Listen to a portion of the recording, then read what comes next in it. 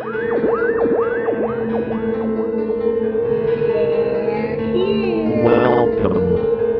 to Spooky Southcoast. Look, I know the supernatural is something that isn't supposed to happen, but it does happen.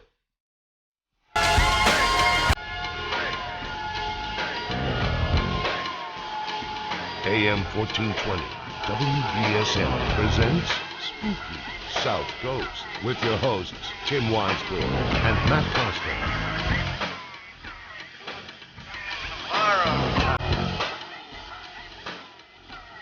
Good evening, everybody, and welcome to Spooky South Coast. Tim Weisberg here, along with science advisor Matt Moniz, broadcasting live on WBSM and also on Spooky TV at SpookySouthCoast.com. If you want to see what's going on in the Spooky Studio, just go to SpookySouthCoast.com, click on the Spooky TV tab, and you can see what's happening. And you can also chat with the people in the chat room, but I got to say, the chat room's probably going to be kind of lonely tonight. Some of our chat room regulars are out in the field tonight with our big annual Bridgewater Triangle show. But Moniz, I'm looking in the chat room here, thanks to our new dual split-screen monitors. Whoa, technology. And now I can actually see... yard sales. Yeah, thank God for yard sales. I can see that we still got a pretty good amount of people in there. So Yeah, we do. some newcomers. I want to say hi to Schmoopy. Know who that is. And want to say hi to everybody that's in there. I see Rowena. I see... let's see, John's in there, Greg's in there. All kinds of people are in there. So hello to all of us. And don't worry, Greg, we'll send your wife home safely. Maybe. I don't know. After what happens to her in some of these investigations, I can't guarantee anything. But this is our annual Bridgewater Triangle show. For those of you who are new to the program, this is Spooky South Coast, where we talk about the paranormal each and every Saturday night. And here we are, just a few days away from Halloween. This is our prime season. This is our Christmas, if you will. And tonight we're going to be doing our annual Bridgewater Triangle show, which we usually do, in the warmer weather. We've done it in the spring. We've done it in the summer. I think we've even done it in December one time. I'm not sure. But this is where we send teams out into the mysterious paranormal vortex known as the Bridgewater Triangle. And if you're not familiar with that, we will get into a lot of what the triangle is all about this year in this show. But I also want to take a step back, and I want to kind of look at some of these Bridgewater Triangle stories and the idea of the triangle itself and put them in their folklore perspective, put them in their storytelling narrative, and take them kind of away from being our regional ghosts, being our Bridgewater Triangle ghosts, UFOs, Bigfoot sightings, all these strange things that happen in the Bridgewater Triangle, and kind of look at the overall meta picture of what's going on. And Chris Balzano is going to join us. He's the show's content director and also a noted author, researcher, and all-around swell guy. He's going to be joining us to, I don't want to say dissect and pull apart some of these stories, but we're going to kind of put them in their place. We want to really get inside the Bridgewater Triangle. Separate the wheat from the chaff. Copyright Aaron Cadieux when I say inside the Bridgewater Triangle, but we're going to get really inside the story. And we've got paranormal teams and investigators located in various spots throughout the Bridgewater Triangle. We'll be checking in with them during the course of the night. They're out there conducting a formal paranormal investigation to see if they can actually get any of these spirits riled up. And I know that it's hard to say at any given time when you can have paranormal activity happen, but we've had pretty good success over the years when we send people out into the triangle, having them come back and say, it may not have translated well to call-ins over the radio, but we had things going on. So we'll see what's happening with all of them in just a few minutes. But I do want to take a step back. Now, we weren't on the air last week here on WBSM and on the Spooky TV airwaves, but we did have a new episode. So if you haven't downloaded it yet, we had a great interview with Nick Redfern. Myself and Chris interviewed Nick Redfern about a lot of his work, including The Real Men in Black, his new book, The World's Weirdest Places, and a variety of other topics. And it's definitely a must-listen because we did the same thing that we're doing tonight with some of the things that Nick reports on. We kind of stepped outside the actual reports themselves and looked at the overall big picture. And it was just great to have Nick Redfern's mind as part of Spooky South Coast. I mean, the guy is one of the foremost researchers into all things weird. And even though it doesn't always come out in his work, because a lot of times he's writing very generally, he does do a great job of, I don't want to say deconstructing, like we're hesitant to say tonight, but he does a good job of not losing sight of the fact that, some of these stories that we're experiencing now may have had a different form in previous incantations. So, Yeah, it's the old telephone game when it comes to some of these legends. well, and not only that, but he's willing to take them for what they're worth too. So, it's not just the UFO sighting. It's, what does the UFO sighting have to do with the cryptid sighting, have to do with the ghost experience? He's willing to connect all the dots like that. So it was a great discussion. But we were at a Legend Trips event last Saturday night at the Fearing Tavern. And I just want to cover this really quickly. First of all, we put a new event on sale this week, Dead of Winter 2013 at the Lizzie Borden Bed and Breakfast. And it sold out in pre-sale. We had 25 spots available.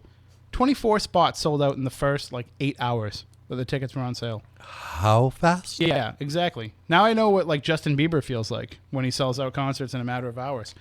So we sold 24 out of the 25 spots, and then the 25th spot was taken today. So it's now completely sold out. But if you would like to partake in a Lizzie Borden adventure this winter, do us a favor.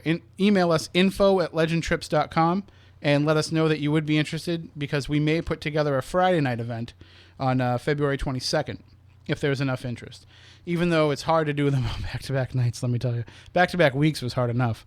But because we didn't make it to public sale, we're going to open up an extra night if there's interest. So, and that's even a tentative date. We have to check with Leanne still. Yeah. It all just depends on if there's interest in more people going. So we will definitely see what happens in that regard. We don't want to keep people from being able to go, but we also don't want to put together an event if it's only going to be 4 or 5 people that want to make it that night. So info@legendtrips.com. And also, if you've ever gone to any of our events, send us some feedback. We sent out an email this week asking for your feedback with some questions. Take a minute, fill that out, send it back so we can know how to make these Legend Trips better. But while we were on this event last Saturday night at the Fearing Tavern and the other buildings of the Wareham Historical Society, Jeff Belanger, who's been at this for 15 years now, caught his first ever EVP. And for Jeff to come at you and tell you, I caught an EVP, that it's not mistaken. And so let me give it a little bit of a setup. This EVP was recorded by Jeff in the old Methodist meeting house with the first group of the night. The tones that you'll hear in the background are a compilation of the 13 Spiricom tones first used by the Metascience Foundation back in the late 1970s and early 1980s. They were mixed by Jeremy Winterrowd and played on a speaker system inside the meeting house during the audio experiment. About 2 seconds into the recording, you hear a female voice whisper, "It's me." This was discovered immediately after we recorded the clip. This experiment was conducted several times during the evening, but only this recording contained the voice. So here we are. We're going to play it. I'll play it once, and then we will play it again.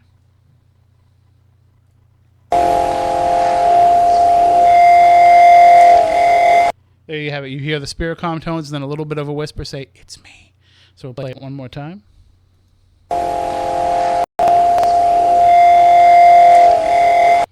So that was pretty cool. Especially when the meeting house... Pretty clear, too. Yeah, the meeting house hasn't had a lot of activity when we investigated there previously, but I think doing the seances and the table tipping is what kind of helped charge up some of the energy in there that night. So if you want to find out more about Legend Trips events, you can go to legendtrips.com, and if you click on the events tab and go to the Haunted History Night 2012 listing there, you can find that EVP for yourself if you want to hear it again. So definitely recommend checking that out. And some people have actually heard other things after that, too. So why don't you take that and see if you can decipher it, EVP experts. So there we go. All right, well, let's get right into our discussion tonight about the Bridgewater Triangle. And let's bring in our good friend, our colleague, our cohort, our brother-in-arms, the one, the only content director, and what did I used to call him? An analytical folklorist. And that's the role that we're going to put him in tonight because Chris Balzano is joining us. Good evening, Chris. Good evening. How are you? And I guess tonight it would be your master of all social media, as I'm here with my Twitter open. I'm with the Spooky Southcoast Twitter, with the Facebook open, trying to filter as much of this information into the live show. So I am a man of all media today. I even sent out a tout earlier, which was... What, no smoke signals? I don't think they would reach all the way to our audience tonight from here. Well, we should note, too, that... through a hurricane, right, exactly. I mean, that's part of what's interesting about tonight is, that Hurricane Sandy, she's already knocking on your door down there, and, she's coming up this way in the next couple of days, and a lot of people, when we talked about this on Facebook and on Twitter, were suggesting the idea that maybe the fact that this storm is coming and that the air seems a little bit more charged, it might help increase the possibility of activity tonight. Well, I think what wasn't last year also interrupted in some way by a hurricane, and so last year was one of the strongest years for evidence as well, so there might be something to be said for that. Right, and the other thing is, as you and I have talked about off the air, is we've never done this episode of the show this close to Halloween, and that could have an impact too, because they say that this is the time of year when the veil between this world and the other becomes a little bit thinner, and if that's the case, then maybe that would lend itself, because paranormal investigators, we don't really get out there and investigate enough this close to Halloween. We're too busy going to Halloween parties and dressing up. And doing events, right? It's an anniversary in a lot of ways for me, because actual Halloween was the first time I ever went to the Bridgewater Triangle when I investigated Rehoboth, and this is my 10-year anniversary on this exact night, I believe, the first time I went to the Freetown State Forest to investigate. So I'm with you with it. With you getting kind of more stuff the closer you are to those big dates on the calendars. And I just looking at the people that we have out in the field tonight. I mean, we've got some serious, legitimate, experienced investigators this year, and usually we open the door up to anybody. I mean, we're fine if you're a first-time investigator and you want to go out there. We're just looking for anybody that has an experience in whatever possible way that you can. And if you've had an experience in the Bridgewater Triangle that you want to share with us, feel free to call in at any time during the night. 508-996-0500, 1-877-996-1420 if you want to call in toll-free. You can also email us, spookycrew@spookysouthcoast.com, or share your thoughts in the chat room on Spooky TV at SpookySouthCoast.com. But just to give you a rundown of who we have and where, we have the Massachusetts Paranormal Research Group, headed by Bob St. Andre. They're at the Palmer River Burial Ground in Rehoboth. And then we have at Profile Rock, we have our EVP expert Mike Markowitz, along with investigator Jason Lorifus. They're in Profile Rock. They were going to go to the Freetown State Forest, but they were moved along by the authorities. Then we have two different groups stationed in different parts of the Hockomock Swamp. We have Whaling City Ghosts and Century Paranormal. They're out of Providence, Rhode Island. Whaling City Ghosts, of course, is out of New Bedford here. They're in the Hockomock. And also we have a group of independent investigators led by Mark Colacusis and Dave Francis, as well as Kira Emily. She's out there with them and a few other people. They're also out at the Hockomock Swamp in a different location. They're actually out there in the... at the bridge. Let me think if I can find the actual bridge that they're at, because I can't remember it right now. I'm actually looking it up on the computer right here. The messages that we've been sending back and forth. Comfort Bridge in West Bridgewater. So we have all these people out there, and they're all pretty much, they're in hot spots. So there's a good chance that things are going to happen. Not only that, the two people who are out in the two different groups that are out in the Hockomock, they could be right on top of each other, and it wouldn't make any difference, because those are two groups that go about things dramatically different. And so they can be in the same place and taking two different approaches and get two very different things. Well, a lot of them are just getting settled in, so we're going to wait a little bit before we start calling them. I know some of them were just setting up shop as we were doing our check-throughs prior to the show going on the air. So let's talk a little bit about the Bridgewater Triangle, Chris. And I always ask you to do this in a nutshell, but for the new listeners, and we have a lot of them, thank you all for tuning into the show for the first time. Literally hundreds of thousands of people over the last few weeks have joined into the program, so thank you for that. Wow. Oh, it's amazing. And we're still trying to figure out exactly who we owe money to for making this happen. But for the benefit of all these new listeners, why don't you kind of give them, a thumbnail perspective of what the Bridgewater Triangle is all about? Yeah, the Bridgewater Triangle is an area located in southeastern Massachusetts, stretching into Rhode Island, depending on how you're defining it. Definitely geographically it's Rhode Island. That has been historically dating, all the way back to pre-colonial times through modern times. An area where more paranormal and odd activity happens, it would seem, than most other places in the United States, if not the world. Originally documented by Lauren Coleman in the late 70s and kind of officially ushered in 1983 with Mysterious America. It's kind of been this this place where anything that can happen in the paranormal will happen there. And so many people over the course of years, especially in modern times in the past 20, 25 years, especially since Coleman's book, have independently contacted paranormal investigators or written things or just lived through these things without realizing that there was a name to them. The power and the emotion of the triangle is that moving.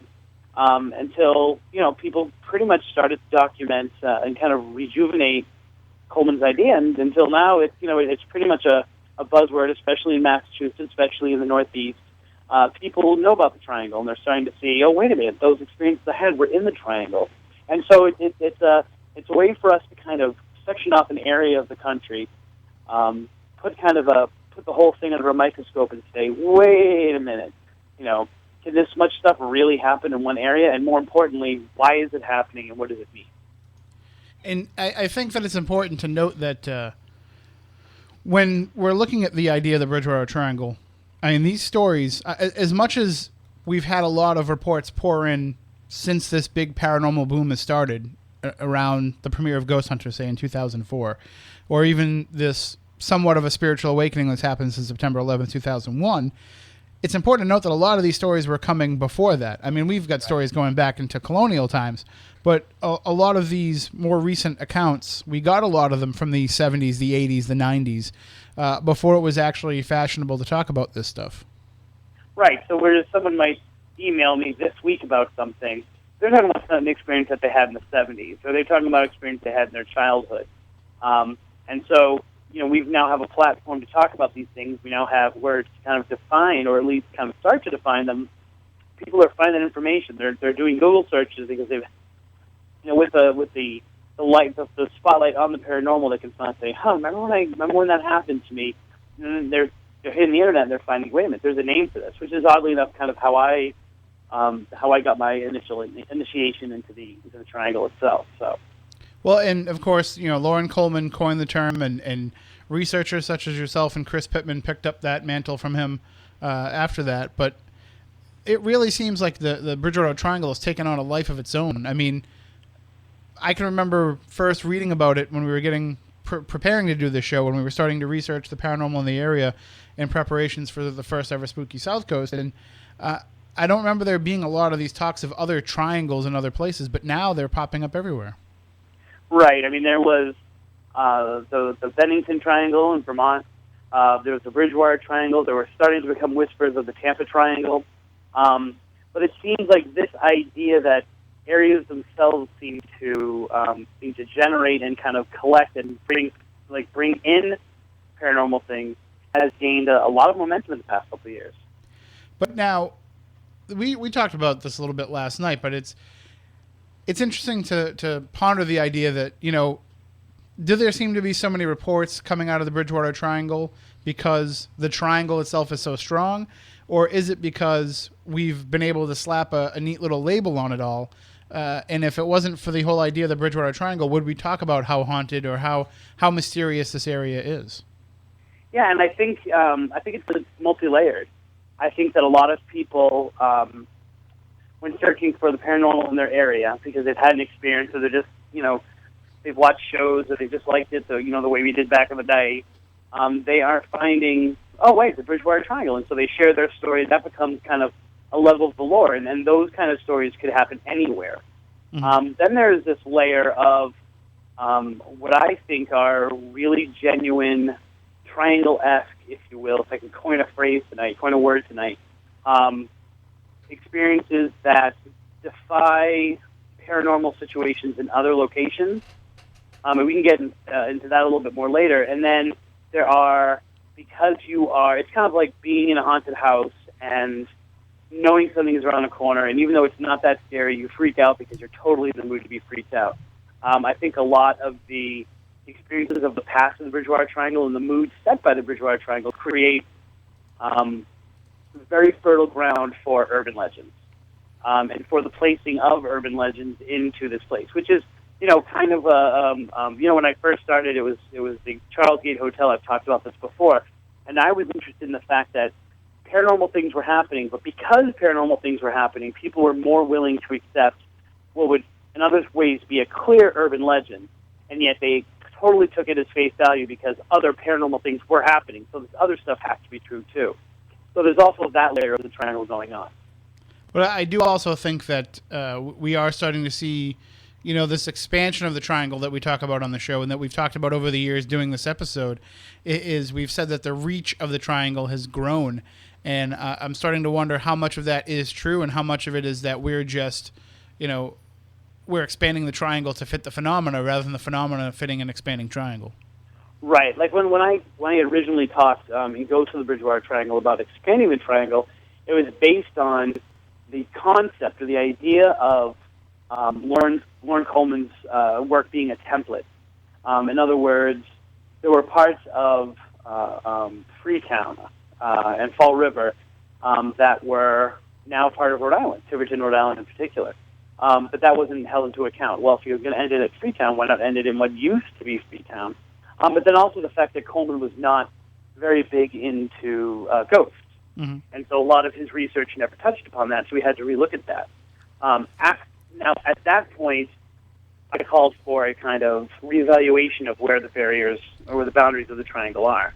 I think, maybe not directly, but a lot of that has led to places that are not really geographically the triangle, kind of fingers stretching out to them, which in some ways is fine. I mean, if you want to, part of this bigger picture, it's always good to theorize, but some of it I think is just like you're saying. I think that it's the triangle kind of being like, okay, well, this is a triangle, so yeah, that has to be part of it. So let's include this town that's not necessarily connected to it.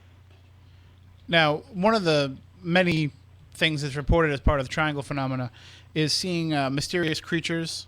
We're talking like thunderbirds, these giant man-sized birds, Black Panther sightings when there shouldn't be Black Panthers in this area, and a variety of different things like that. And I'm sitting on something that I can't really talk about tonight.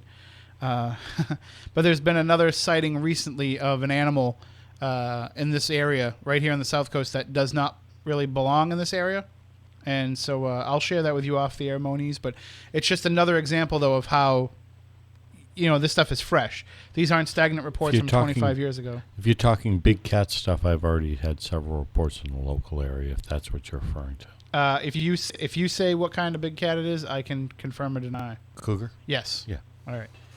So, yeah.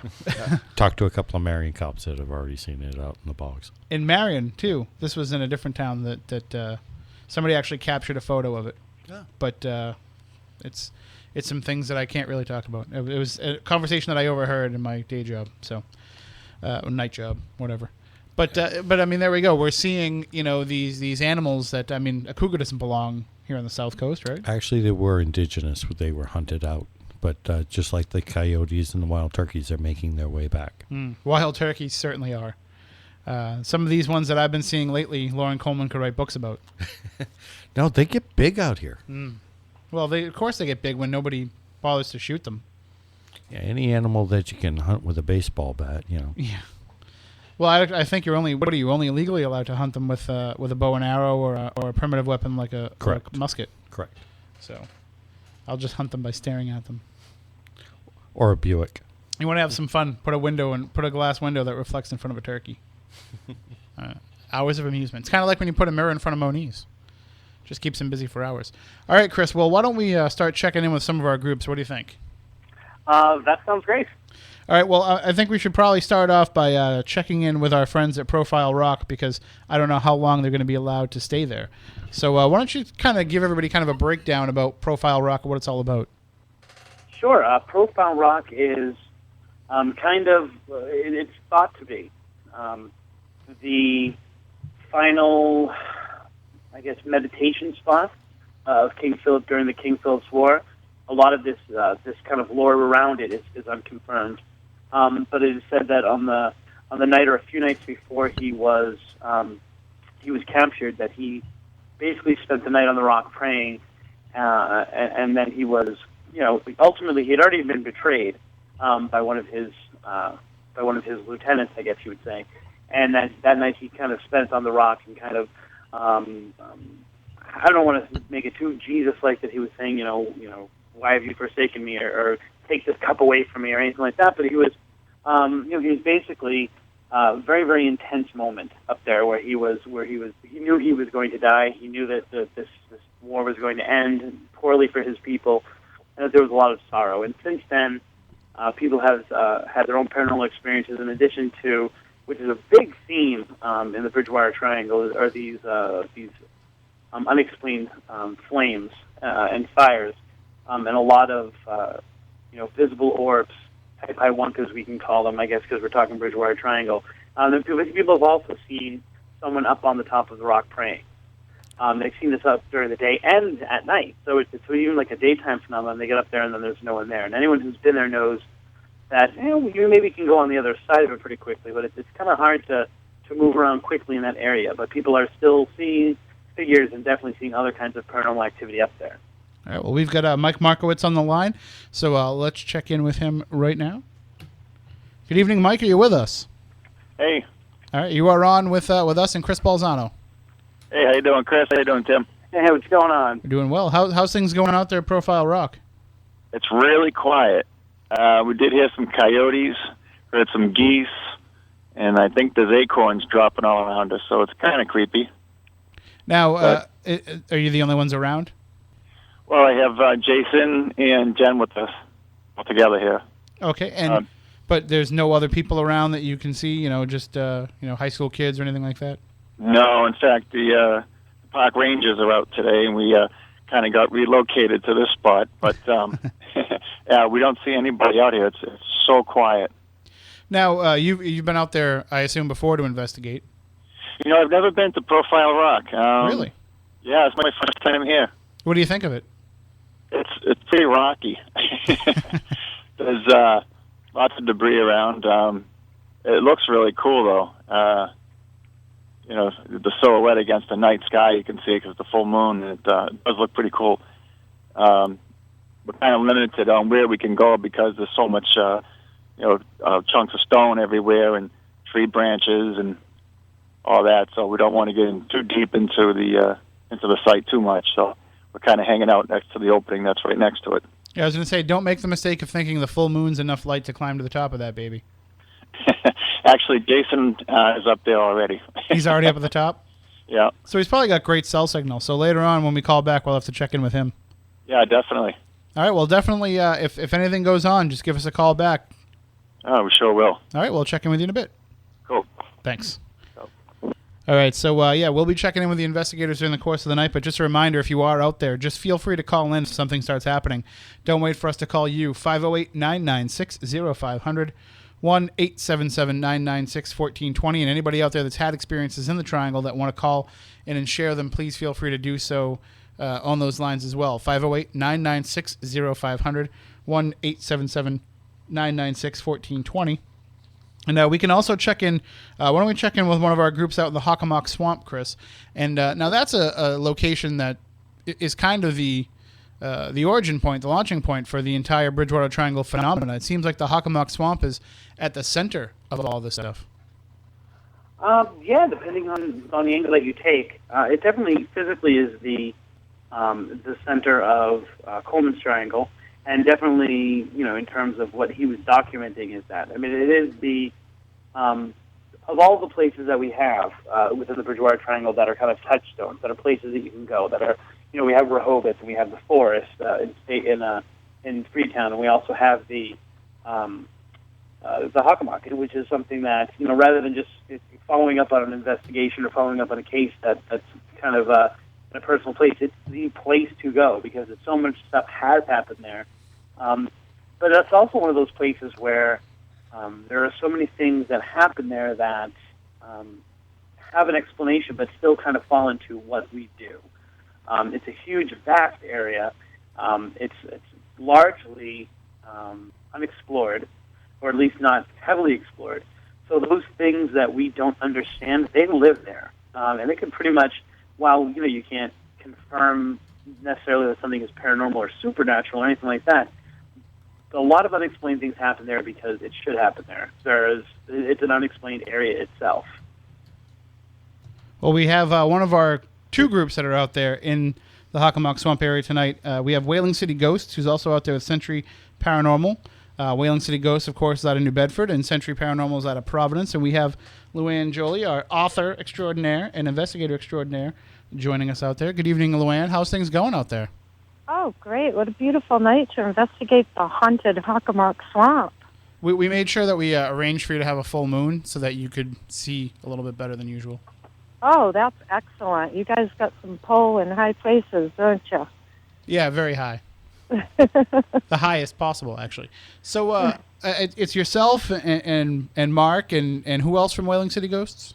Actually, all the girls are down with the stomach bug that I was lucky enough to have early during the week, so I could be here tonight. So it's just Mark Pacheco, Eric Pacheco, Dylan Haro, and a bunch of people from Century Paranormal. And we've actually split up into 2 groups, and we'll meet back at home base and see how things go. But we have in the past gotten some pretty interesting EVPs out here, and Mark has been here many times, and he's gotten a lot of really good EVPs. They've gotten some female that seems to be in distress.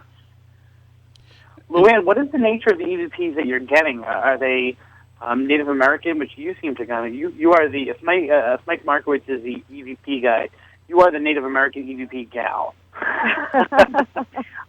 that the nature of the kind of evidence that you're getting from there? Is it more what we might say modern type stuff, or are you getting even, if we can get it through EVP evidence, are you getting anything that's more in the nature of unexplained and yet somehow maybe mythical or supernatural creatures?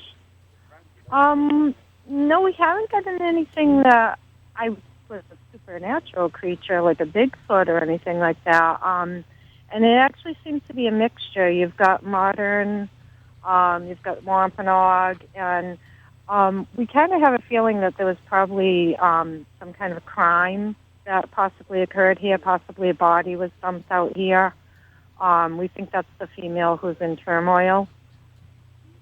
And then some male. And we also have a ghost with a sense of humor out here because the last time we were out here, it was freezing cold February of 2010.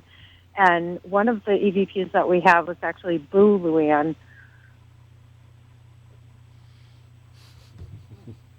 Well, it's nice when they can refer to you by name. Yeah, well... I think that. I'm like, I don't know who Boo Luann is. Am I missing something here? Is this some Kaggy they said Boo Luann? Yeah. Well, actually, it's funny because Mark's cousin is part of Century Paranormal, and he originally found this spot out here in the Hockomock, and he's got this amazing picture of, like, a lit-up person climbing the tower. And I think I might be losing you. All right, yeah, it's we'll definitely check back in with you in the next hour. Okay, sounds good. Stay safe. Okay, we will. Bye-bye. Tim, one of the things that Luann was just talking about, but I want to kind of get your idea on it, is this idea that she was getting, like she said, she was getting a young woman who was in distress. And it makes me wonder whether that person was in that location when she was in distress, or it just happens to be something that, because of the nature of the Bridgewater Triangle, things seem to be able to communicate more easily based on, something that we don't quite understand about what's going on in the triangle. Right, and that's what's so strange about it is, I mean, every time you go out there, it's unique. I mean, every time you go out there, as much as you can be someone like Luann and who makes a connection with these spirits, you never know when you knock on that door who's going to be answering, right? Because it's so strange out there. There's such a confluence of various different phenomena happening that, you might go out there to try to make contact with the same spirit you did on your last investigation, and you might encounter Bigfoot instead. Yeah, and that's what I was talking about, triangle-esque kind of experiences. That's kind of what I was hinting at, these things that, and maybe it's just our new kind of narrative way of being able to understand the paranormal based on its media exposure. But you seem to kind of be able to predict things about the paranormal that, normally you wouldn't say you can predict it, but, that you're going to get this, you're going to get this kind of evidence, you're going to go here, do this kind of investigation. Triangle-esque experiences always seem to throw you around some kind of curveball. Well, we are coming up on the end of the first hour, so we're going to have to take a break for the news. I'm hoping that during the course of the break here between us and Chris, we can kind of make contact with our field teams and let them know that we'll be contacting them more in the second hour. And also, Chris, if you want to give them a buzz and just let them know, and I'll say it here on the radio too, that anybody that's out there, please text us, text Chris if you have his number, or go into the chat room on Spooky TV if you have that ability from your phone, like I know Mark does, and let us know if things are going on, because Chris can put it up on our Twitter feed, he can put it up on our Facebook page as it's happening, so we can kind of incorporate that social aspect media of it. Let's get everybody hashtagging out there, Bridgewater Triangle, SSC. Let's see if we can get it trending worldwide. Do you think we can? I think we can, and I think that anyone who's listening to one podcast, I mean, you can go and you can actually follow some of that evidence that's up there. Traditionally, we've tried to put up a whole page of evidence, which hasn't necessarily always worked, but with some that we have now, you can probably check out our old tweets and you can actually see some of the stuff that people were doing kind of in real time at the time of the experience. And I'd like to encourage everybody out there. Like I said, we had literally hundreds of thousands of new listeners over the course of the past couple of weeks. Everybody that listens to the show on podcast, do us a favor. Send us an email. Go to our website. Even better, go to our website and hit up our email through the website and let us know where you're listening from. I'm trying to compile a big map of, kind of where we're hitting so that we can make sure we talk about some of the paranormal hotspots in all of these areas. Well, here's a thought. Maybe we can, if we know enough people in these other areas, we can do the same thing with them out there. Organize groups out in their spots. And unless you're out in an area where, nobody speaks English, because then that wouldn't make a very good show for us. But it doesn't mean it wouldn't make a good show in your language, just not in ours. Sounds like a good podcast, though, for us. Absolutely. So definitely, go to our website, visit our website, give us that web hit. Let us know where you're coming from. Because if you come and you go to the website, we can actually tell what country you're logging in from. So it's an easy way of letting us know where you're from. Also, I just want to let people know about two great events that are coming up. One is the Rhode Island Comic-Con, which Chris and I talked about on last week's show. That's coming up next Saturday and Sunday at the Rhode Island Convention Center. So many great stars. Just go to ricomiccon.com to find out who's going to be there. But there's a variety of people. And then on Monday, November 5th, the Village PTA in Wareham is holding a fundraising basketball game featuring the Harlem Wizards versus a bunch of Wareham players, teachers, coaches, to raise money for the schools. The Wareham Wizards are a trick basketball team. If you go to Harlem Wizards, did I say Wareham Wizards? The Harlem Wizards are a trick basketball team. So go to harlemwizards.com and you can go to the calendar up there and see some of their events, and you can purchase tickets to that event. I will be there. I don't know what I'm going to be doing yet, but I'll be doing whatever they tell me to do. And we hope to see you there as well. It's a great night for families. If you live in Wareham, there's no school the next day because of Election Day. They're using the schools for the polls. So it's a good excuse to get out there for a nice night of family entertainment. So harlemwizards.com is a website for that. We're going to take a break right now for the network news. When we come back on the other side, more about the Bridgewater Triangle and checking in with more of our teams out in the Bridgewater Triangle. Stay tuned for all that and more here on Spooky Southcoast. The station the South Coast turns to for local news, talk, weather, and sports. WBSM New Bedford, AM 1420, WBSM. From ABC News, I'm Chuck Sievertson. Many evacuations are being ordered or urged for tomorrow by governors in New Jersey, Delaware, Connecticut, and elsewhere ahead of Hurricane Sandy. New York Mayor Michael Bloomberg. I think we're going to be okay, but if it were to strengthen unexpectedly or change its expected path, it could do a lot of damage. Dangerous tropical storm wind, torrential rain are expected from Boston to the Carolinas by early Monday morning, plus 8 to 10 foot storm surge later Monday with full moon impact. Connecticut Governor Dan Malloy. Folks, this could be bad, really bad. It could impact us in several ways and for a long period of time. ABC's Stephen Portnoy on the Atlantic City Boardwalk. The casino floors are still hopping for now. Governor Chris Christie's evacuation order for New Jersey's Barrier Islands takes effect at 4 p.m. Sunday. Every casino will be ordered shut.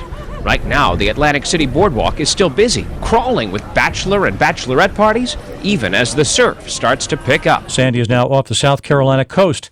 Several presidential campaign events are being canceled Sunday, Monday, and Tuesday because of the storm, and President Obama will be at the White House monitoring storm severity and response from the White House. Just hours ago, Mitt Romney running mate Paul Ryan in Sabina, Ohio. You've got a very unique responsibility on your hands. It's a great opportunity because Ohioans, as you go, so goes the rest of the country in so many ways. In Lynchburg, Virginia, Vice President Joe Biden. All of a sudden, Romney claims he doesn't have a $5 trillion tax cut that will raise taxes of the middle class. The president has a new term for it, which I like. He calls it what? Amnesia.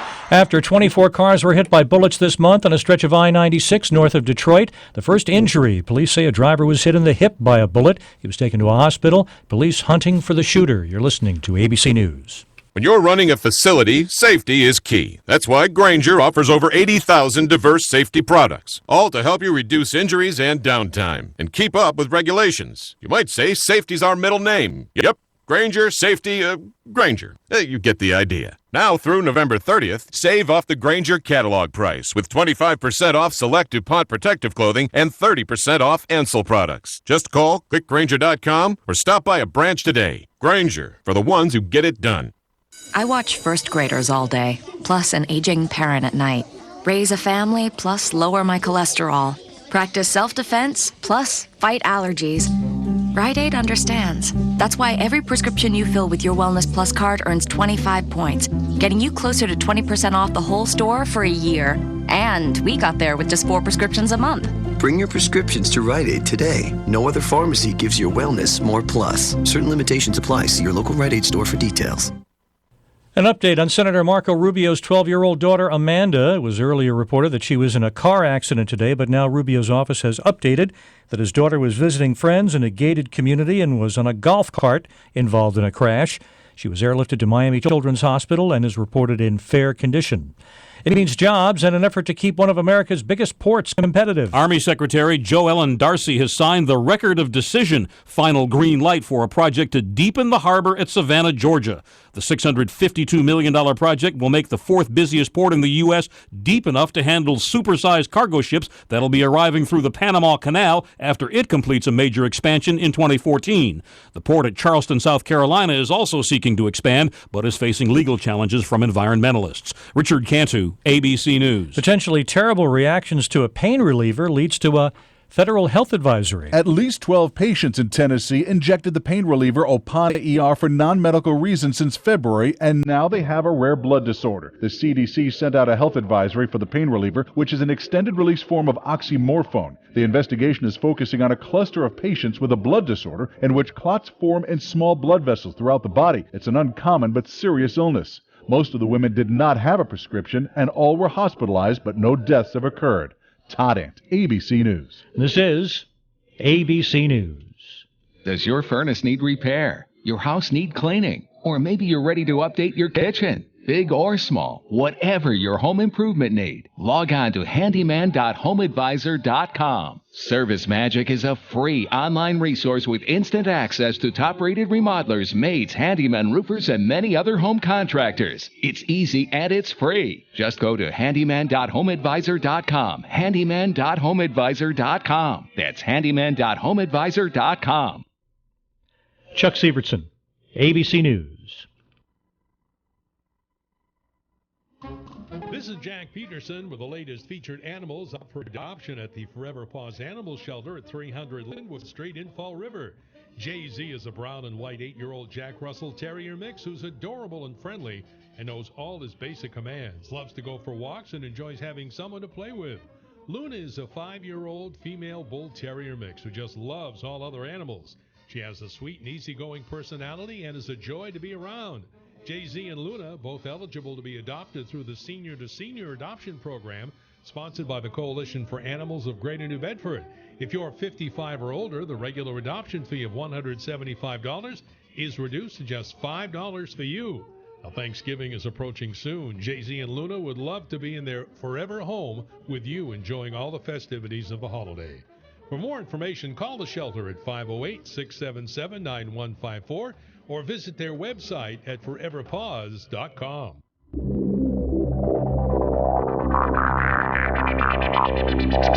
The station the South Coast turns to for local news, talk, weather, and sports. WBSM New Bedford, AM 1420, WBSM. If Wells Fargo is giving their customers a free credit score, it's definitely worth looking into. As part of our limited time promotion, we're also giving customers a complimentary credit report. We can talk about ways your credit score affects your ability to borrow and the interest rates you'll pay. I like that.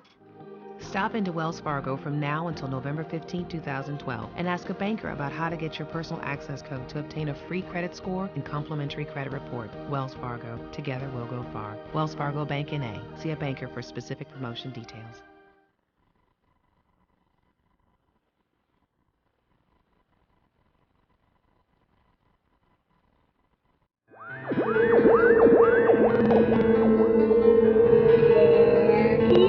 Welcome to spooky Southcoast. Look, I know the supernatural is something that isn't supposed to happen, but it does happen. AM 1420, WBSM presents Spooky Southcoast with your hosts, Tim Weisberg and Matt Costa.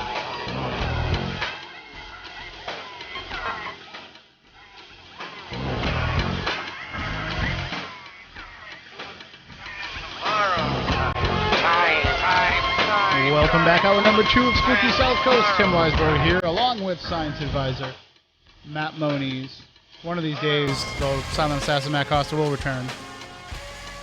Cherokee Nation will return. So, we want to thank one of our listeners out there. We asked for people to email us and let us know where they're listening from, and let us know all kinds. Let us know how you found out about the show, how long you've been listening, favorite episodes, who you hate, who you like. If you want us to shit can Moniz, I just said that on the radio. But if you want us to get rid of Moniz, we'll do that. If you want us to, get rid of Chris Balzano, we'll do that. If you want us to get rid of me, too bad. I'm the only one that knows the password, and I have the key to the studio. So we'll make do. If you want to get rid of me, we'll find a way to make do. No, seriously. Let us know what you think of the show. Let us think about what you think of the topics that we talk about. Let us know if there's a topic that you want us to cover that we haven't. And I know one of the ones that we keep getting requests for. Let us know if there's a topic you want us never to cover again. Right. That's true. There's some of those that we do hear from people about those. But one of the things that people have been asking us for, Chris, again and again, is they've been asking us for a voodoo show. And we are working on that, right? Chris, are you there?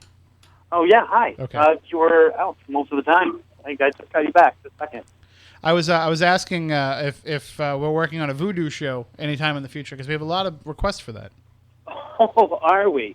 My cousin, who has spent the majority of her adult life in Africa, doing both political and rescue work, rebuilding entire villages and organizing governments and some crazy stuff, has lived pretty much, bag to bag with some people who have allowed her into kind of the actual origins of a lot of the voodoo culture, at least as it exists in West Africa. And she's willing to come on the show. So she's a little flighty sometimes, so I got to confirm with her and make sure that she's willing to come on. And but some of the stuff that she was telling me when I was able to sit down with her for a few hours a few weeks ago will blow your mind away. Excellent. Not to put you on the spot either, but what are some of the other stories that we have, some of the other subjects and guests that we have coming up on the show? Well, God willing, Luann will be on next week. We were able to move around the person whose name, Marie Jones, and we were able to kind of move her into another spot. So I'm hoping that we will be able to get Luann to come on next week, kind of give up her spot and kind of step into next week. So she'll be on talking about her new book, hopefully. Then after that, we have the man who created pretty much I guess you could call it the paranormal eBay.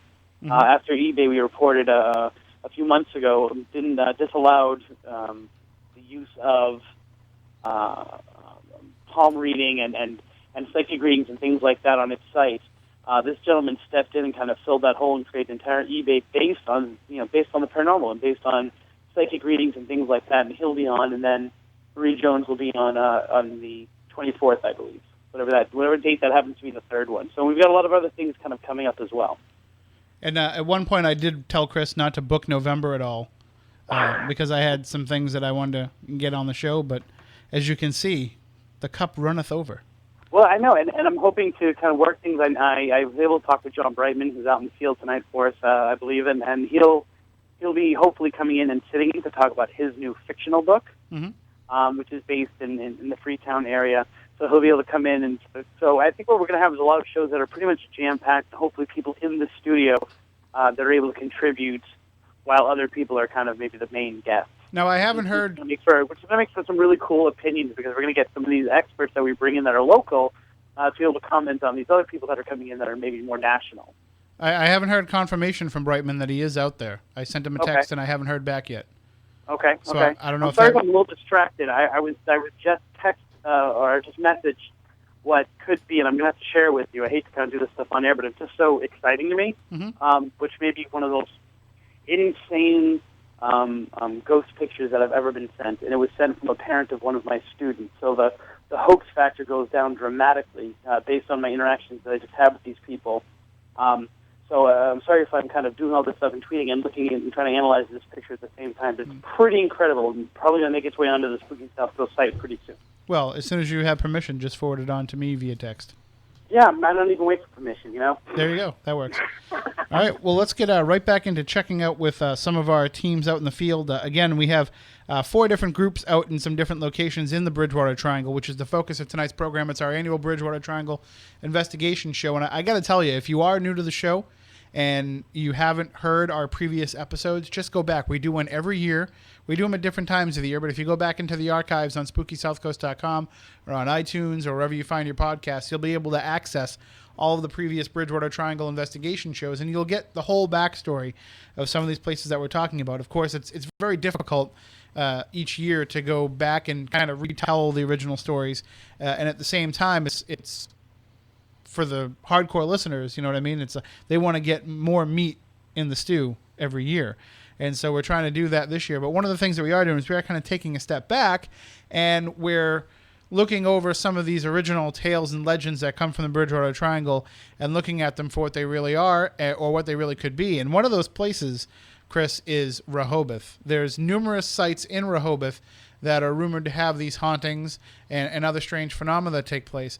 And a lot of our Rehoboth ghost reports originated in a book from the 1990s written by Charles Turk Robinson, the New England Ghost Files. And right. we've talked quite a bit about just how accurate the reporting is in that book. I mean, it's I've never seen it on a store shelf, so I can't tell you how they classify it as fiction or nonfiction, but it definitely has a bit of a storytelling feel to it. Yeah, and you know, I guess you have to take a step back from the book itself to look at the writer. In terms of, it would seem, his background being in anthropology, it would seem that he was more concerned, especially at that time, with telling the emotions of what people were experiencing and the story behind what people were experiencing than really questioning things that were going on. The book is, while oftentimes it's backed up by author's notes and research that he's done on his own, you know, it's one of those things that an investigator would never take this book at face value. But the stories are just so compelling, and oftentimes they're so compelling you have to wonder, it's like, really? That seems like way too perfect of a package. Like, why can't I get that perfect of a package? And oftentimes he's tracking down things that are kind of, you know, more mythos of paranormal than paranormal. And so you have to wonder how much either, I'm not saying stories might have been embellished, but stories might have been connected or ideas might have been connected based on, you know, what ghosts are supposed to do circa 1994. Well, one of the things that I wonder then is if there's a possibility that even one of the stories in that book are embellished or even completely fabricated, then that would mean that there's also the possibility that they all could be. Right. And then that begs the question. And again, I mean, I don't want to, I'm not trying to crap all over the works of Charles Turk Robinson here, but, you know, it's very interesting that he wrote a couple of books that have ghost stories in them, and then we never really heard from him again in that regard. And right. I've spoken to him personally, and I've invited him to come on the show, and hopefully at some point we will have him on the program. But if it is possible that some of these stories are,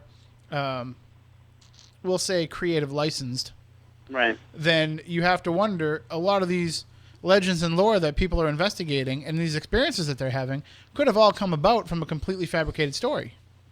Right, and we don't know where he's coming from or what the history of Covered Bridge is or things like that. All I know is that, I was on a TV news show where I talked about the Hockomock Swamp once. And the next day I had 5 calls from publishers in the area asking me to write a book for them. And I'm, at that time I was already actually just, under contract with Schiffer, so I was like, actually, I'm already writing a book about that. But it's hard to think that with the popularity of this book, it would never have been reissued. There would have been no acceptable offer. There would have been no desire from him to follow it up with, New England Ghost Files 2 or something like that. Yeah, so it begs the question, and it's horrible because we're taking things that we don't know about and offering, offering our opinions on it. But it's kind of like, in what we do, this book is so crucial. What if this book isn't what we thought it was?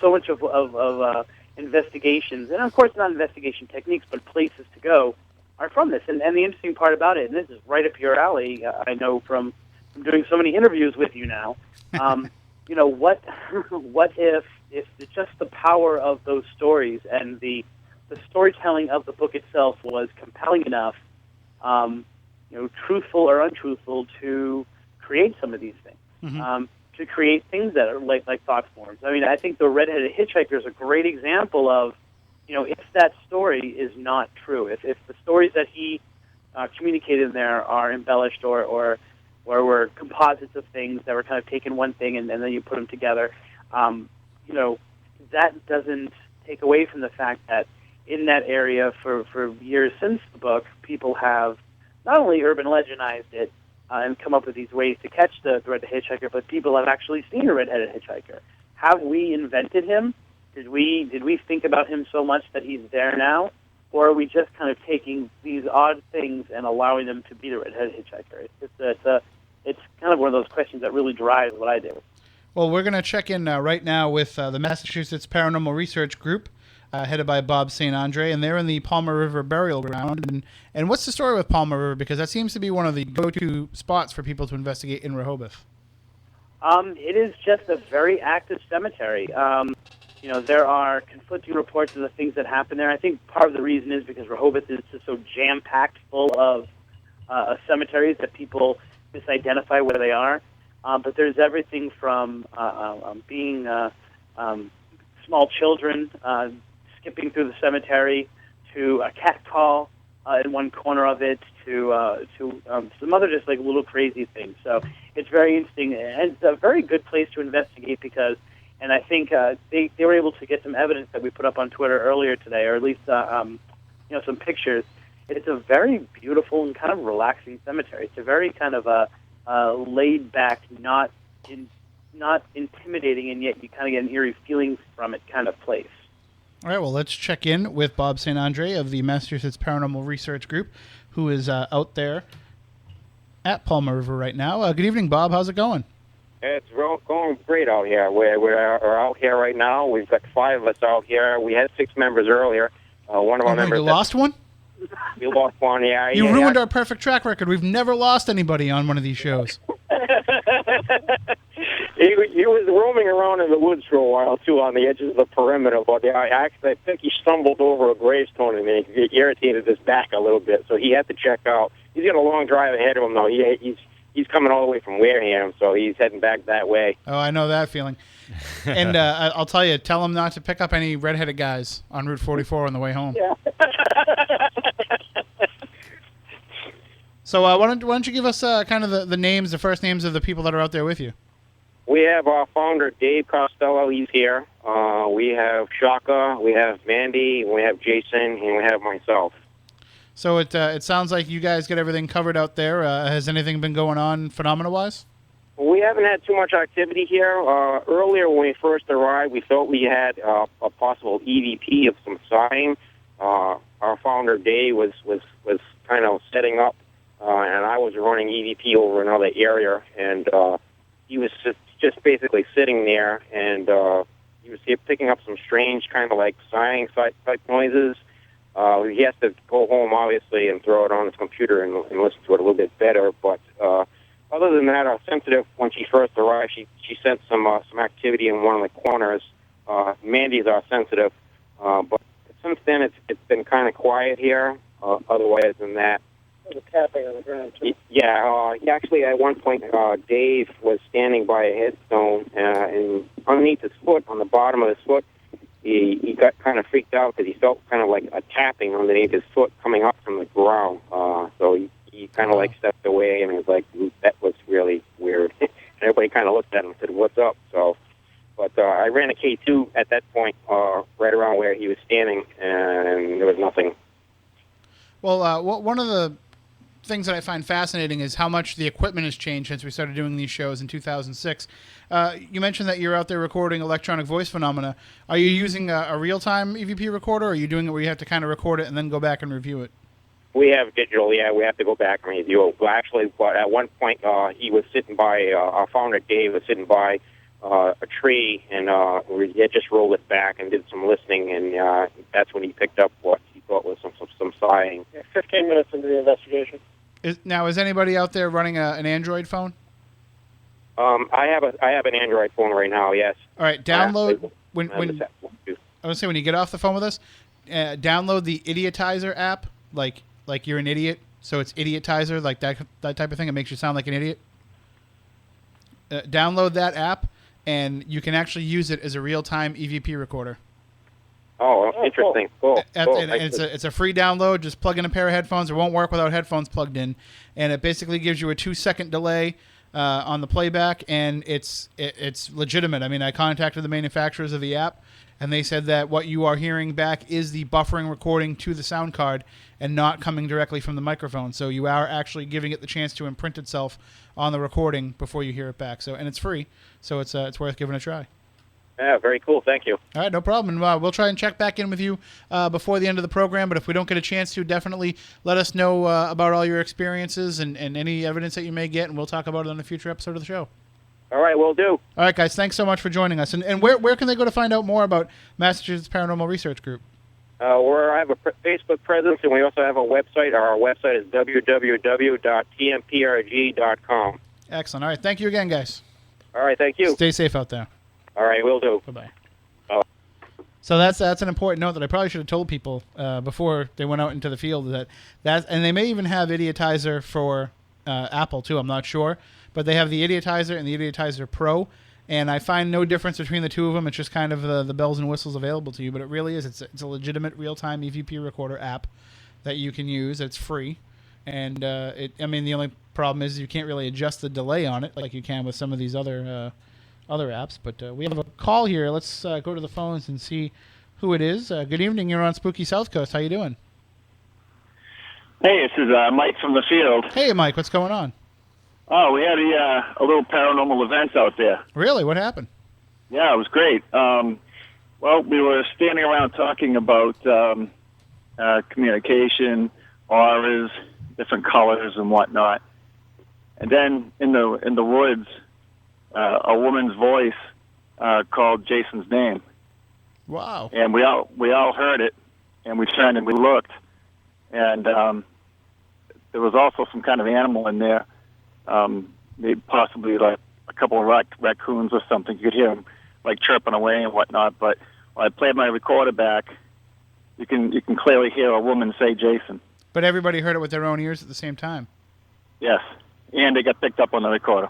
And maybe we should mention too. It's interesting to note that that Jason's not from the area, so it's not like somebody that he knows, is calling him. Well, this is the thing, and I mean we're all alone out there. I mean there's nothing there except rocks and trees. It's just the three of us that's there. I mean you can hear everything going on around you. There's no way somebody could have walked up and not be heard. So. And that's just the thing. Who will be calling his name? Right. Absolutely. So, that was really cool. Keep us abreast of what's going on, and definitely send us that clip. We'll get it up on the website. Yeah, definitely. It was a good one. All right. Thanks, Mike. Stay safe out there. All right. Cheers. Goodbye. Bye.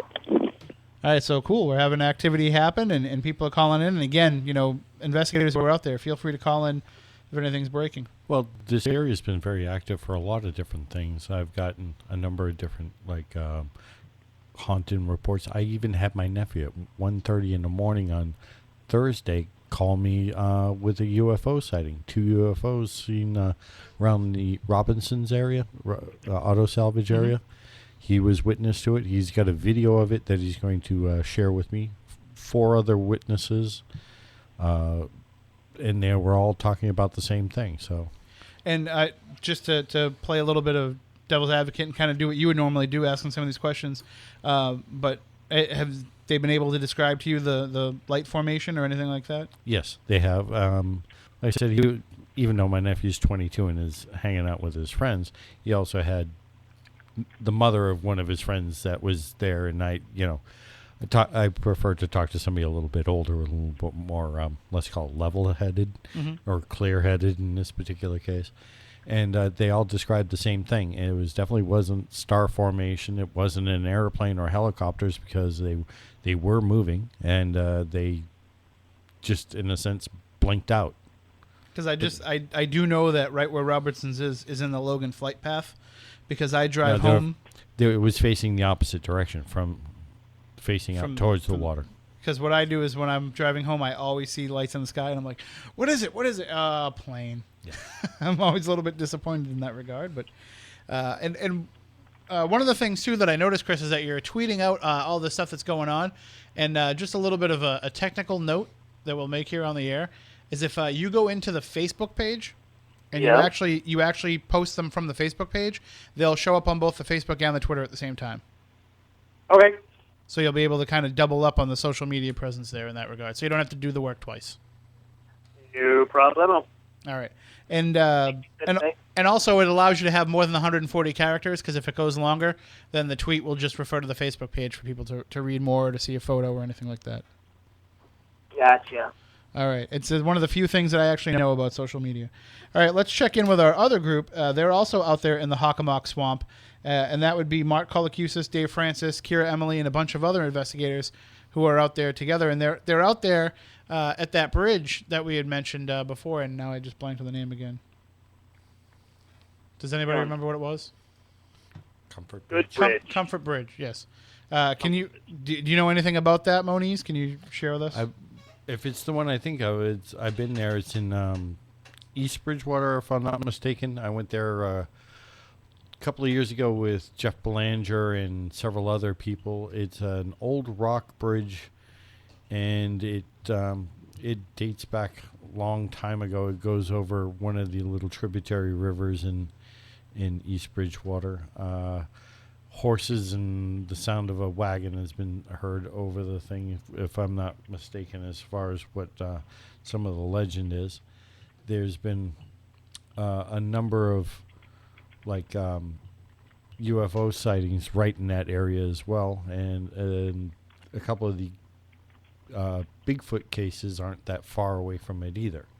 So the area that they're in is extremely active throughout history in that area for paranormal stuff. So we should, have some pretty good luck. And have you heard reports from out there, Chris? I know nothing about this. I'm so excited. All right, well, let's get right into it. We'll bring on Mark Colacusis right now, and I think while Mark's even sharing with us, I might even try to call Dave and bring him on as well, but let's go right to Mark. Hello, Mark. How you doing out there? Good. How you doing, Tim? I'm doing well. Why don't you kind of explain to people a little bit about the area where you are and the reports that you heard that led to you going out there, and while you're doing that, I'm going to try and get Dave on the phone, too. Dave Francis? Yeah. He's right next to me. Well, then you guys have to take a few steps apart. Okay. I'm going to take a few steps over. He's going to be calling you, too. Are you phone? I'll put his phone on. Well, if he doesn't, it's all right. If he doesn't have it on, that's fine. We can check with him in a little while. Then I just wanted to give you both the opportunity. But leave it off. He's going to call you in a little bit, Dave. As long as you can speak for both of us. The original reports I saw or I read about was in 1916. There was a girl that she drowned. She rented a canoe, went up and down the Neckartesset River that we're literally standing above, and she drowned within a half hour. They found a canoe. And it was bone dry inside with all her extra clothes were all bone dry, too. So it's not like she dumped the canoe. just plain disappeared. And then people have heard this old bridge is called the Skim Milk Bridge or the Old Stone Bridge or the Comfort Bridge, depending on who you talk to. And you can see where they brought like stagecoaches across it, and people have heard hooves, and they've heard like the wheels, the wooden wheels going over the stone. But we haven't seen anything like that or heard any of that yet. But where we are is there's a lot of Bigfoot or Hockamock sightings in the area, and right nearby also there's a lot of UFO sightings. So we're kind of hoping for a threefer. But so far everything's pretty much eluded us. We've got different K2s going, and Dave had his tri-field meter going, but it's almost 94% humidity here now, and it basically killed it. There's so much moisture inside it. There's really nothing going on with that. So they're all running. We have about 5 different voice recorders going on right now, and so we'll see if that picks up anything so far. But it's been really, really quiet. Well, really not much going on. And who else is out there? It's Mark and Dave, and I know that you have Kira Emily out there, and Kira Emily's out here with us, and then there's a couple other people that one's investigated a few things. My friend Rose, she's never done an investigation before, so we're kind of passing the torch to the younger generation, letting her learn it. And there's one of Dave's friends, Scott, also out here with us. So it sounds like you've got a full crew out there, and you've got all the bases covered. If any of these variety of phenomena take place.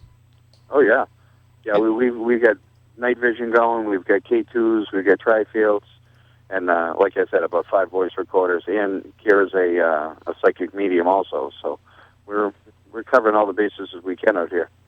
Well, and also if you can get Dave near a Facebook.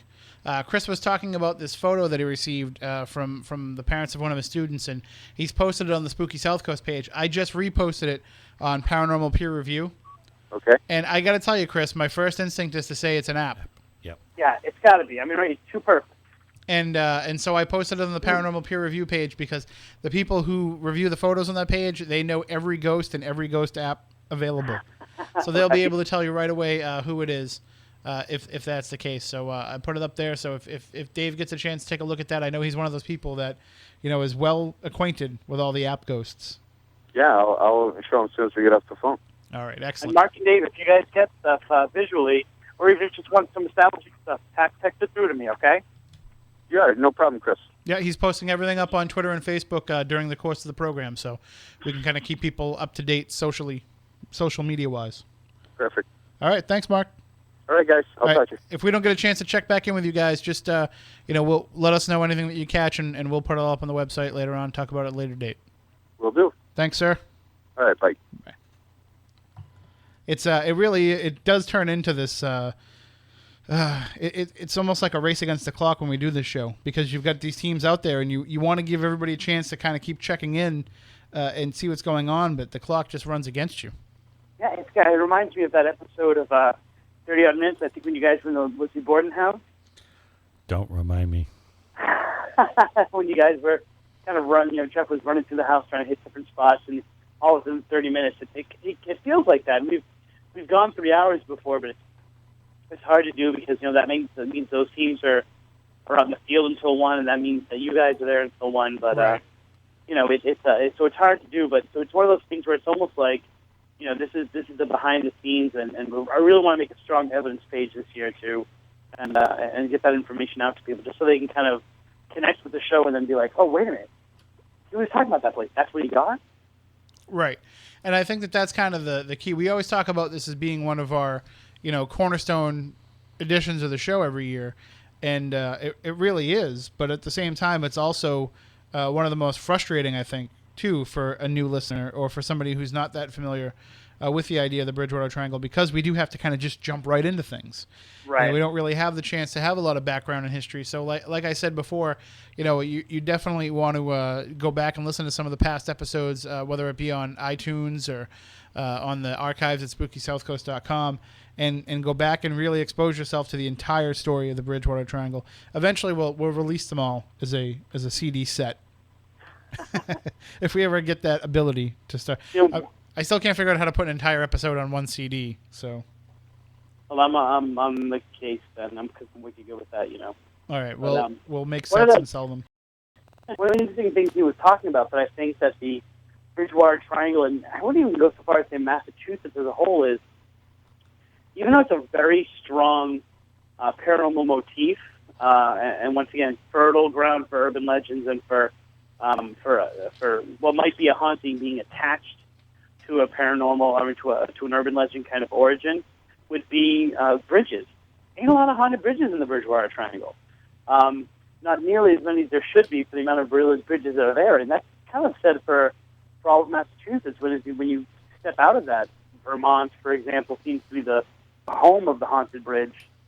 There seems to be a lot more haunted bridge stories coming from other places throughout the country, but not a lot from the Triangle and not a lot from Massachusetts as a whole. Well, I think that the bridge idea, the bridge motif for ghosts is pretty, historically, it becomes one of those places that have that haunted reputation. It represents a crossing from one end to another. It goes over water, which is usually running water, which is probably giving it a positive ion charge. So, I think that bridges are very tied into ghostly lore. And I think the reason why the bridges in Bridgewater might not have those stories is because there's so much of it happening everywhere else.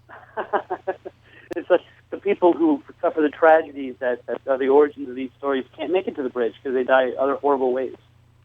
It's like one of the questions that people ask about Bridgewater is, they say, where is there a haunted house in Bridgewater that I can go, drive by? It's like, what house isn't haunted in Bridgewater? Right.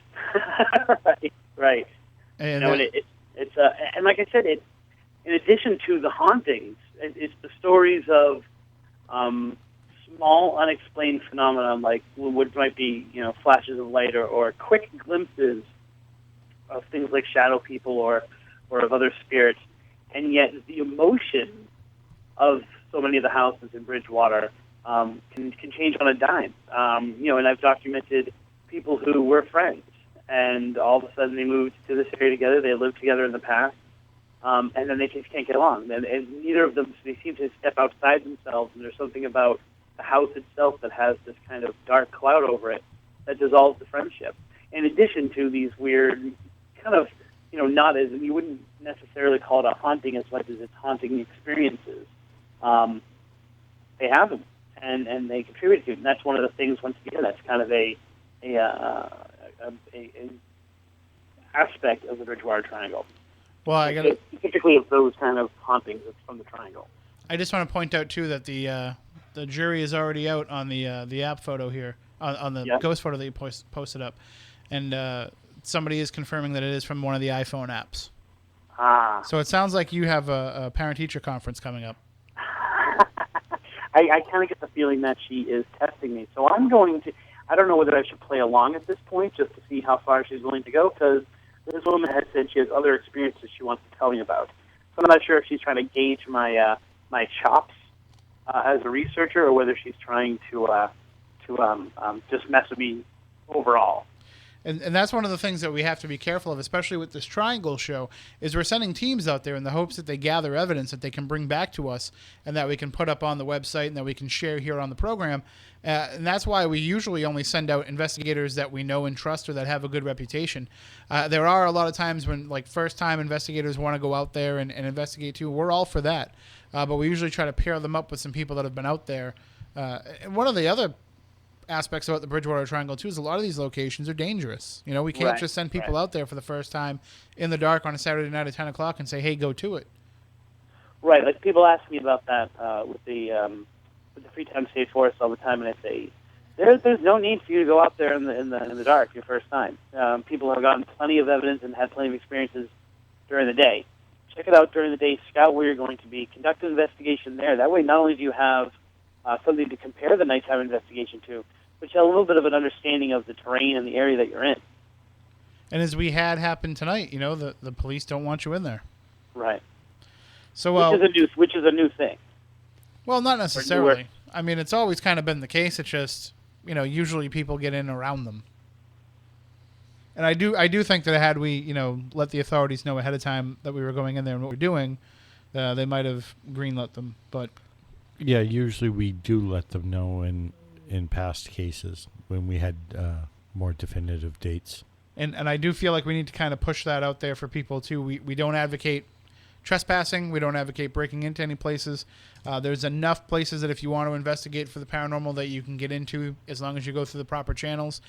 You don't need to break into old buildings. You don't need to sneak into the Freetown State Forest. There's enough opportunities up there to get your feet wet and to build up your investigative profile without having to break any laws. We don't advocate that at all because there have been cases where people have snuck into places they shouldn't be in, and then when they get caught, they say, "Oh, well, we're here for Spooky Southcoast as part of our radio show."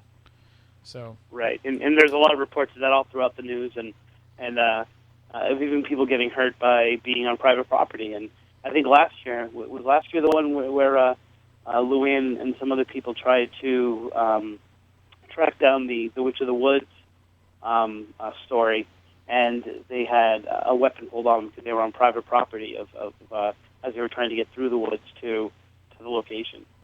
And I can tell you this, I just read an interesting thing online the other day from a 2005 case at the Ladd Center in Rhode Island, in Exeter, I think it is, where some kids had broken in, and they ended up finding sulfuric acid, but they didn't realize that it was sulfuric acid, and they tried to take it out with them when they had to go through a tight spot to get out of there, and the bottle of acid broke, and the kid spilled it all over his leg, and they took him to the hospital, which the best part of the report is after an emergency stop for cigarettes and to drop a few friends off, they brought him to the hospital.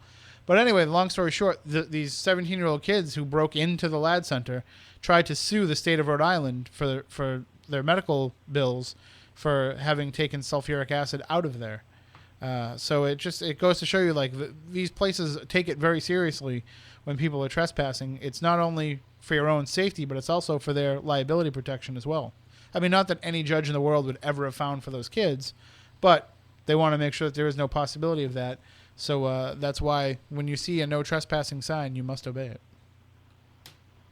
There, soapbox. Yeah, off. and it's going to, especially in today's day and age, it's going to block out some places that you were traditionally being able to go to. Mm-hmm.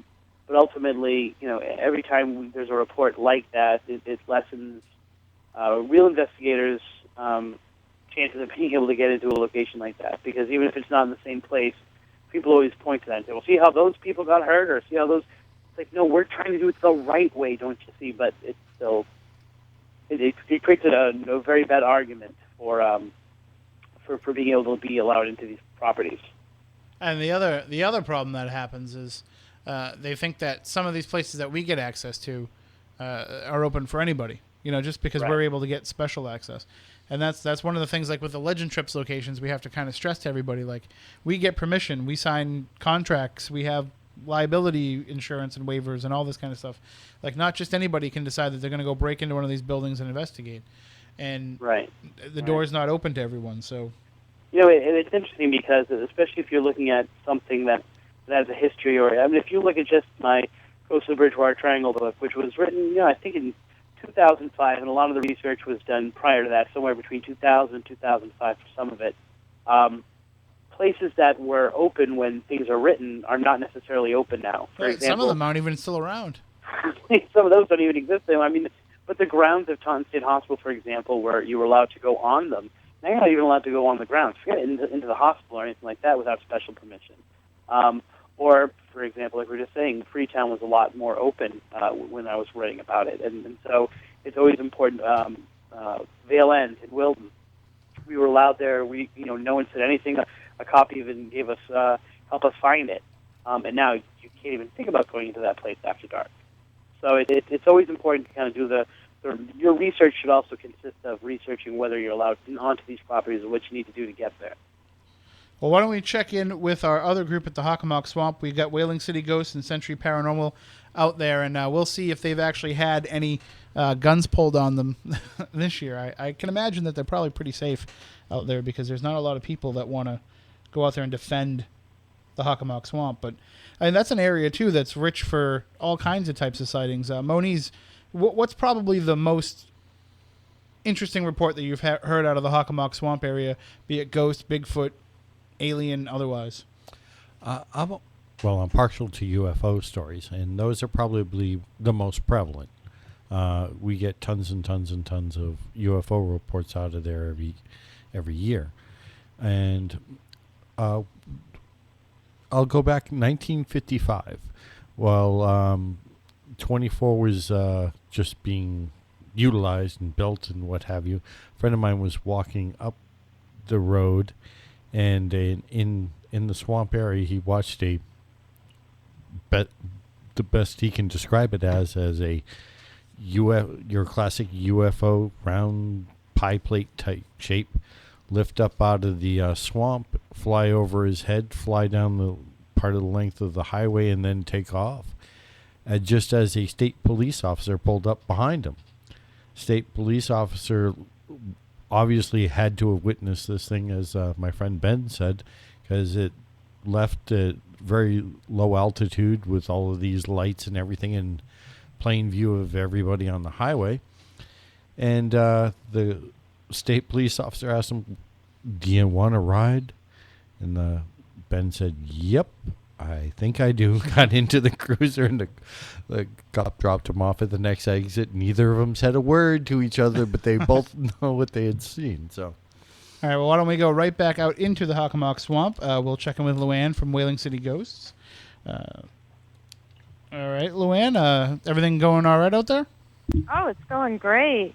Having all kinds of things out here, footsteps, and August, one of the co-founders of Century, had something go running right in front of him, and whatever it was invisible. Now, I was going to say, we had a lot of fun investigating Fort Tabor. We sure did. With Century, and they're just one of the many quality groups that are out there that, they're not really looking for the spotlight. And it's kind of such as yourselves, such as Whaling City Ghosts, you kind of operate under the radar a little bit. And but you come out with phenomenal investigations, and it sounds like it's a perfect team up between the two teams. Yeah, we're having a really good matchup. We're splitting the groups up and mixing it up a little bit, and hoping that we have some good EVP, because we are hearing voices and whispering. Sounds like there's a female and a male out here tonight. Now, one of the things that happens, though, is, and we kind of talked a little bit about this on Facebook with Dave Francis and Mark earlier in the week, but you're going to have a lot of investigators out there around the Hockomock Swamp, which, of course, is a very big area, but still, maybe the more people that you have out there, and even though you're far enough away from each other that you're not contaminating each other's evidence, but you're putting a lot of energy out into the swamp, and that might help increase some of the phenomena. Oh, we're hoping so. We also have that big, bright full moon over us, so we're hoping that'll help a little bit. And then with the weather conditions, the barometric pressure is going to steadily be dropping as the storm approaches. The humidity is going to get higher, and, a lot of people think that having the moisture in the air helps conduct the energy for the spirits to manifest. Well, for one thing, it helps with orb photos. Wink, yeah. wink. But and one of the questions that I'll ask you is, being a very, I'll say, spiritually attuned person, and you definitely have a soft side with some of these spirits, and you're able to communicate with them, and you feel for them, and you're very empathetic to their plight. But do you feel that tonight being so close to Halloween, is the veil kind of a little thinner tonight? Are we kind of touching the other side a little bit more easily? Probably. I think with the combination of that and the solstice is approaching, we have just a lot of conditions right now that I think will help the paranormal activity. Excellent.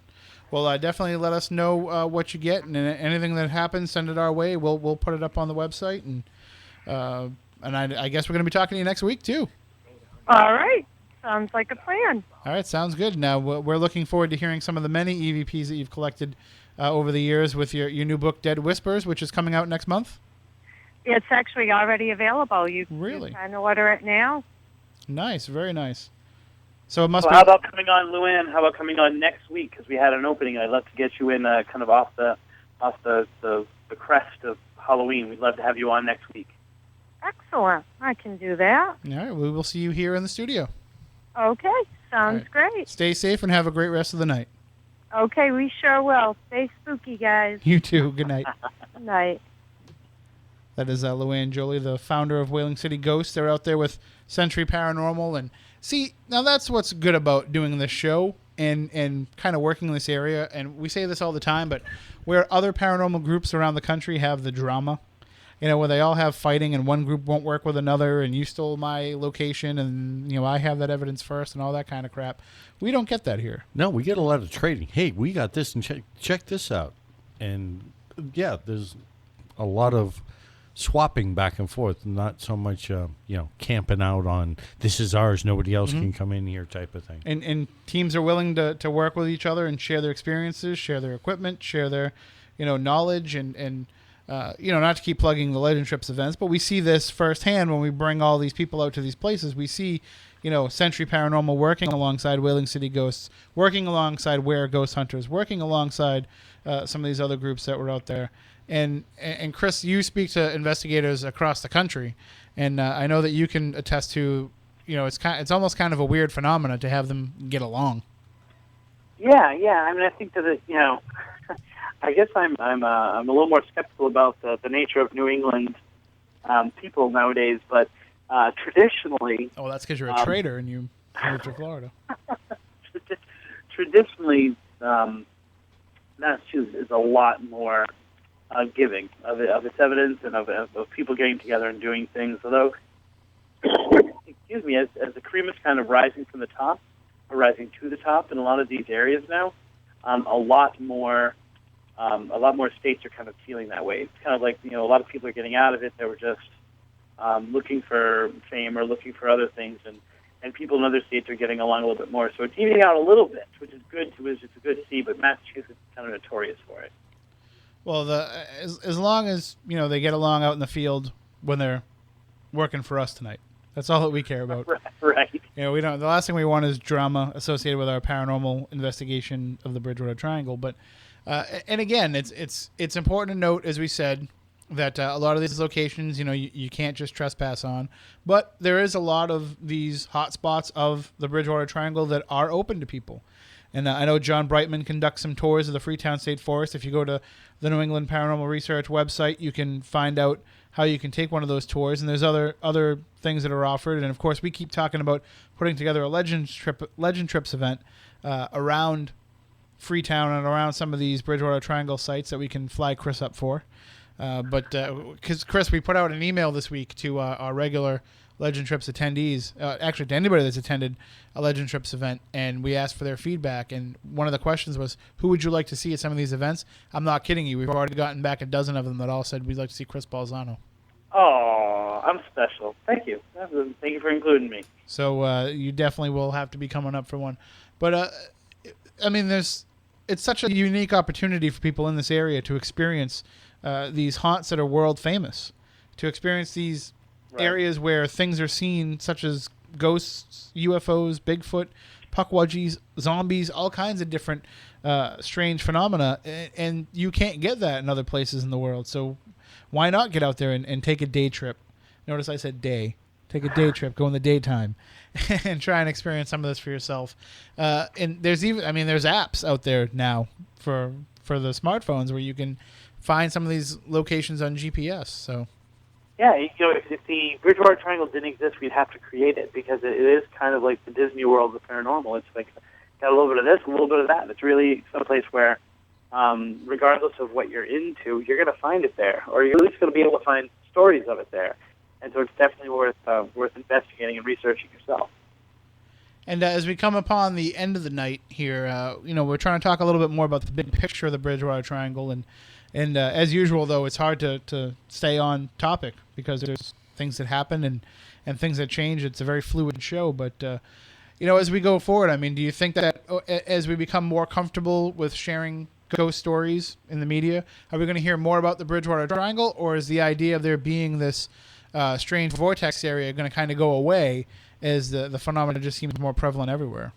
I think that, at least for a while, I think that other places are going to take over the formula of the Bridgewater Triangle. and they're going to try to kind of take that mold and be like, well, this area has it too, and that area has it too. And that's going to take away a little bit of the shine for the triangle for a while, but the triangle always has a way of kind of allowing itself to be reborn and to kind of get back into the focus of people. You have to keep in mind, there was, pretty much 20 years between Coleman's book and the work that Chris Pittman was doing. Mm-hmm. So it has plenty of time. It's got a long view. It'll sleep for a bit. And I think that other places are going to have start to explore this idea and have their own little versions of the Bridgewater Triangle, and for a while those are kind of going to overshadow everything. All right. Well, if you want to find out more about the Bridgewater Triangle, there's a number of works out there. You can get Mysterious America from Lauren Coleman as a start. You can get Chris's books, Dark Woods, as well as Ghosts of the Bridgewater Triangle, and, of course, read all of Chris Pittman's website, which is fascinating. And masscrossroads.com has a bunch of information. And there's so many resources for people to go to that it's worth spending a few days and really digging into the Bridgewater Triangle. And then, if you decide that you want to get out there and go out there and experience for yourself, just make sure you do it in a safe and legal manner. All right, we want to thank our groups that joined us tonight. We have the Massachusetts Paranormal Research Group. We have Mike Markowitz, Jason Lorifus. They're out there as well. Whaling City Ghost, Century Paranormal, and Mark Colacusis, Dave Francis, Kira Emily, and all the other independent investigators that teamed up out there in the Hockomock.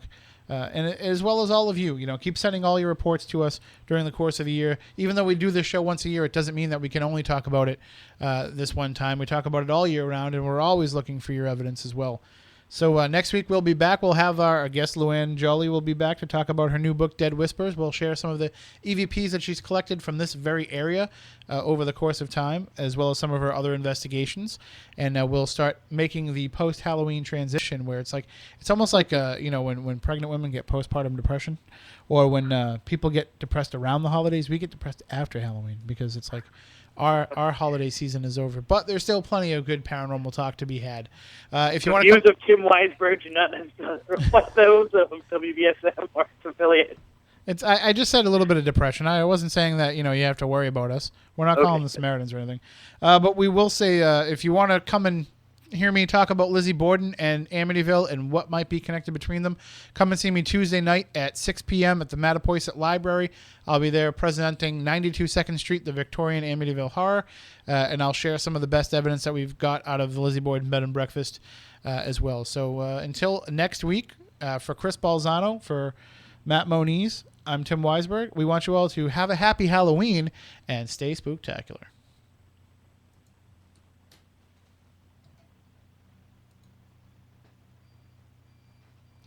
Don't look now, but spooky South Coast is creeping up behind you right after this. Helps if I hit the right button.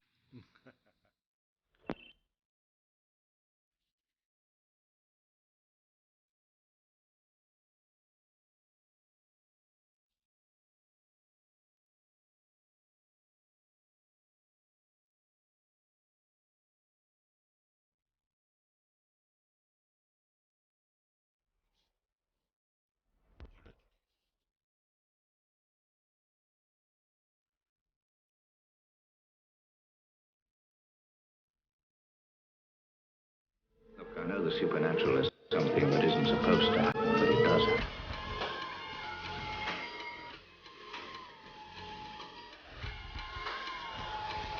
The station the South Coast turns to for local news.